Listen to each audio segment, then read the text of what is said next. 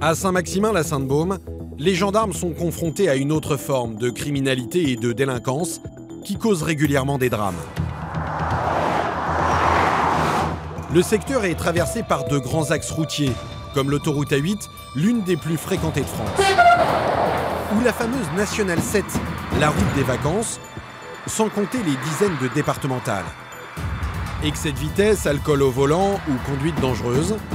Dans ce secteur, en 2015, la délinquance routière a fait 2 morts et 7 blessés graves. Au peloton motorisé de Saint-Maximin, 28 gendarmes luttent chaque jour contre cette délinquance routière. Parmi eux, Cédric, 38 ans. Après plusieurs années dans un groupe d'intervention, il a rejoint les 11 motards de l'unité il y a 3 ans. Ce jour-là, en pleine période de vacances et de fort trafic, il se prépare pour une grosse journée de contrôle.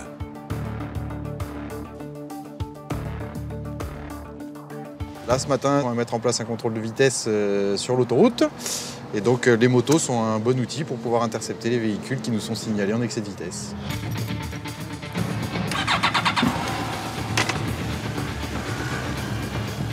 Ces motos peuvent atteindre 260 km/h. Et grâce à elles, lorsque le trafic est dense, Cédric peut se faufiler entre les voitures.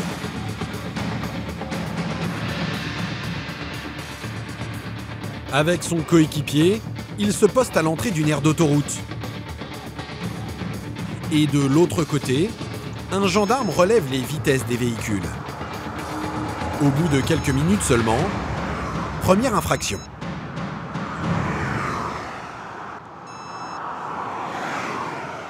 « 157, 157, la Clio noire.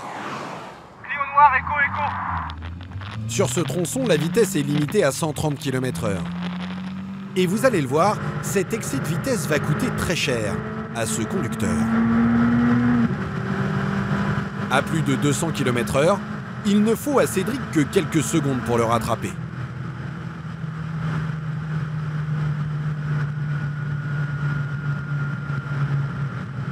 Entraîné à croiser les mains pour tenir la poignée d'accélérateur, il fait signe au conducteur de le suivre. Il garde en permanence un œil sur lui, au cas où il tenterait de fuir, et l'escorte jusqu'à la brigade.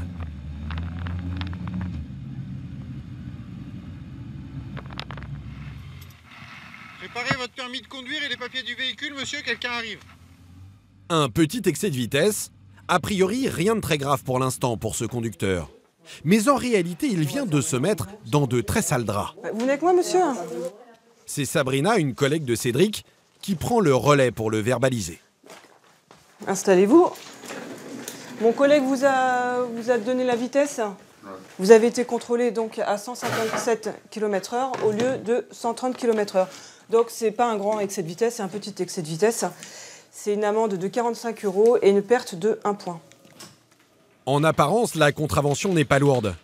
Mais en réalité, ce petit point en moins, c'est le début de gros ennuis pour cet automobiliste. Commercial de profession, il passe ses journées sur les routes. Vous savez combien il vous reste de points sur votre permis? C'est 1 point. 1 point, ah, effectivement. Ouais, c'est le point qu'il ne fallait pas perdre. Si le tribunal de police le décide, l'homme pourrait perdre son permis. Il faut dire qu'il n'en est pas à son coup d'essai. Et c'était pour quel type d'infraction que vous avez perdu ces points? Excès de vitesse, principalement. Il va falloir voir votre façon de conduite aussi. Quand il vous reste 1 point, c'est qu'il y a un souci. Non, il n'y a aucun souci. Il n'y a pas de souci? Non, il n'y a aucun. L'homme semble se moquer de la sanction. Pour l'instant, il peut repartir avec sa voiture. Mais les jours de son permis sont comptés. Écoutez, merci. Là, monsieur, au revoir. Bonne journée à vous. Au revoir. C'est qu'il y a un problème quelque part, comme je lui ai dit. Quand il reste 1 point, il a quand même 12 points. C'est pas un permis probatoire. Il a 12 points, donc il le sait. 1 point, il y a un problème quelque part. Et il n'a pas encore pris conscience. Ces comportements dangereux, les gendarmes du peloton les traquent au quotidien pour éviter les drames. Et ce jour-là, ils vont encore tomber sur des conducteurs très imprudents et même de véritables chauffards. Quelques heures plus tard, Cédric part en patrouille sur l'autoroute. Sans sa moto cette fois, avec 3 de ses collègues. Et il tombe sur ce poids lourd, arrêté sur la bande d'arrêt d'urgence. Donc là, on va aller voir le camion, pourquoi il est arrêté. Et c'est un Danois. Bien. Garer un camion de cette taille, ici, juste à côté des véhicules lancés à 130 km/h, c'est particulièrement dangereux. Seul un problème mécanique peut justifier de prendre un tel risque. So what's exactly the problem?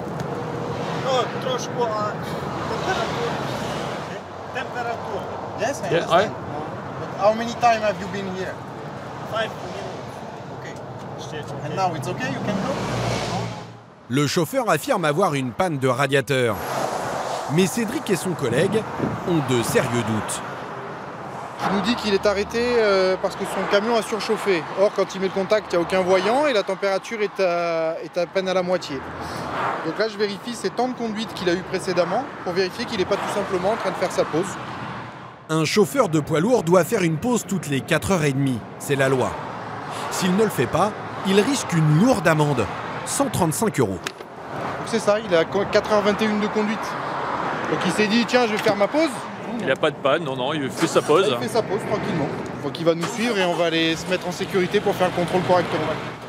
Le chauffeur n'a pas pris le temps de faire une pause. Et pour ne pas risquer d'être verbalisé, il s'est tout simplement arrêté au beau milieu de l'autoroute. D'ailleurs, son camion redémarre sans aucun problème. Il vient de manquer de se faire pousser par une Twingo. Ouais, ouais. Et là, tu vois, à l'allure où il roule, un autre camion ne voit pas sa vitesse, peut lui rentrer dedans. Quoi. Une fois le poids lourd stationné en toute sécurité sur une aire d'autoroute, les gendarmes verbalisent le conducteur.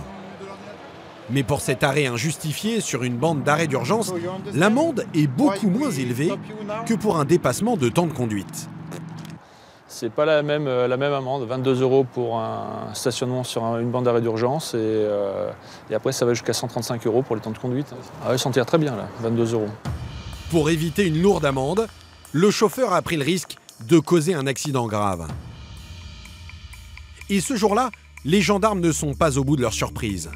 Ils vont croiser la route d'un conducteur qui va battre tous les records d'imprudence. Nous sommes sur la départementale 3, une jolie route de Provence où les automobilistes prennent souvent quelques libertés.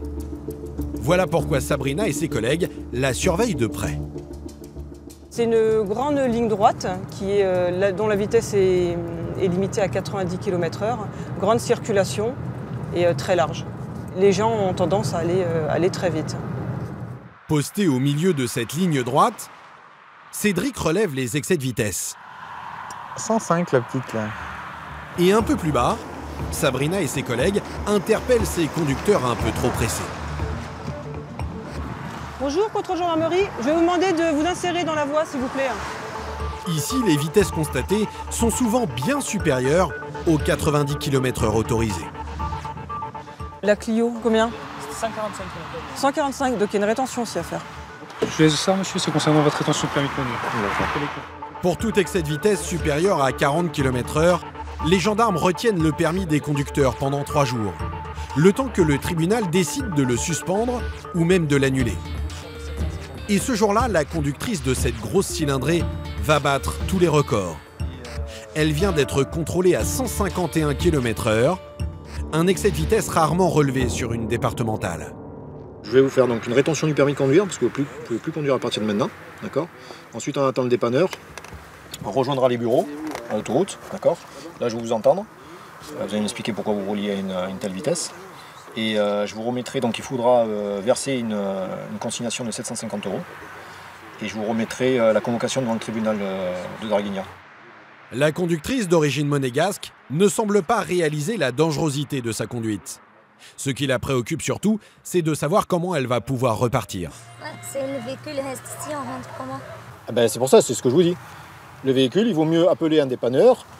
Tout le monde va à la gendarmerie d'autoroute à Saint-Maximin, au moins vous ne serez pas isolé ici. Et au moins le véhicule sera en ville. Il n'y aura pas de risque pour le véhicule. Et après là-bas, vous pouvez faire le nécessaire pour que quelqu'un vienne chercher la voiture, mais vous ne pouvez pas conduire. Voilà. J'appelle le dépanneur, par contre ça vaut le prix. C'est vraiment des vitesses qu'on voit sur l'autoroute. Mais elle n'a pas l'air de se rendre compte en fait. Elle, tout ce qu'elle veut, c'est se reprendre la route. Donc, voilà.